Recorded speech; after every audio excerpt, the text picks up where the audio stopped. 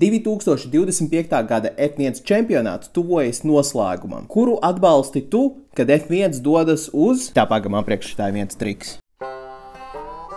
ASV Grand Prix Teksasā. Tā saīsinājumā iesauktā kota ir padrusku no visa. Ir garas taisnes, ātri līkumi, lēni līkumi. Laikam unikālākais līkums, kas ir trasē, ir pirmais. Neliels kalniņš uz augšu un tad akls līkums pa kreisi, kas ir bieži vien arī viens no populārākajiem apdzīšanas punktiem. Pat tad, ja tur nedaudz pagrūstas. Nu un tad liela daļa trases ir atsauces uz daudz ko citu. Silverstonas sekcija pa labi pa kreisi. Mums ir pirmais līkums no Spā, bet uz otru pusi. Tas viens pusaplītis ar iedvesmu no Turcijas. Tā kā jā, tādā īstā mūsdienu Amerikas garā. Bet nevar aizmirst, ka šonedēļ ir arī sprinta nedēļas nogale. Plus tas, ka ir sacīkste Amerikā un ir laika atšķirība drusku, nozīmē to, ka jums nedēļas nogalas vakaros var būt ko skatīties. Kā jau minēju, mums tuvojas čempionāta beigas, un cīņa priekšgalā vēl joprojām eksistē. Šī cepura vispār vairāk tā kā austrāļu cepura. Vai tas nodod, ko es atbalstu šajā čempionāta cīņā?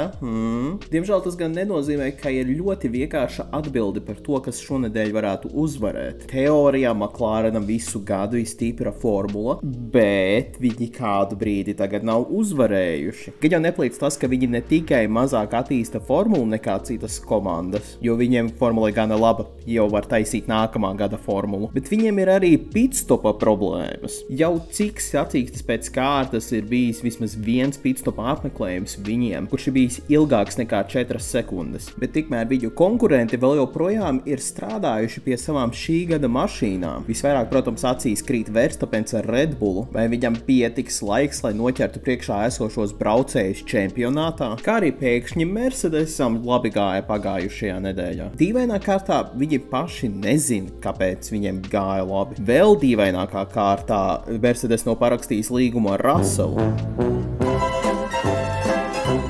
Bet kas jūsuprāt uzvarēs ASV Grand Prix? Varbūt būs vēl kāds šokējošs pavērsiens. Pagājušajā gadā te uzvarēja Ferrari? Ieraksti savas domas komentāros.